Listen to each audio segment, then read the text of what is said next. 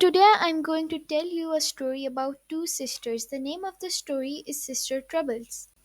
Sana and Haya were two sisters who shared a room. While Sana was disciplined and organized, Haya was the exact opposite. She was messy, made a lot of noise, and never seemed to care about her sister's belongings. Sana had tried talking to Haya about her behavior, but it never seemed to work. One day, Sana had had enough and decided that she was no longer going to talk to Haya until she improved her behavior. However, this didn't stop Haya from trying to talk to her sister. She went over to Sana and asked her to come to the garden to play. Sana, still feeling angry, refused to join her sister. She told Haya that she didn't want to play with her because of how she behaved. She reminded Haya that she was always messy, noisy, and never asked permission before using her things. Sana couldn't understand why Haya couldn't just behave better. Haya felt disappointed that her sister refused to join her and she sat under a tree in the garden by herself. She thought about her behavior and how it affected those around her.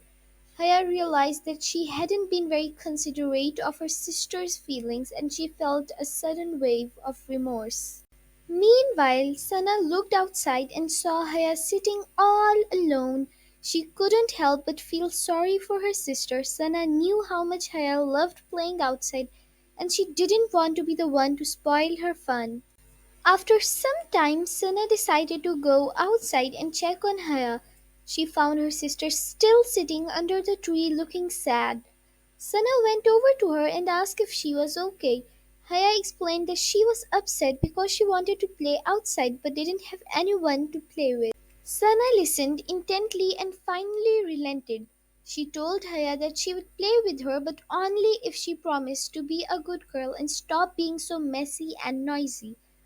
Haya readily agreed and thanked her sister for giving her another chance. Sana and Haya started playing with the ball together, laughing and enjoying themselves.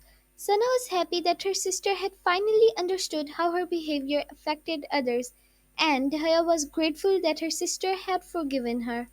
The rest of the evening was filled with joy and laughter, and Sana and Haya even gathered their coloring pencils and worked on some artwork together. In the end, the sisters had reconciled their differences and their relationship grew even stronger because of it.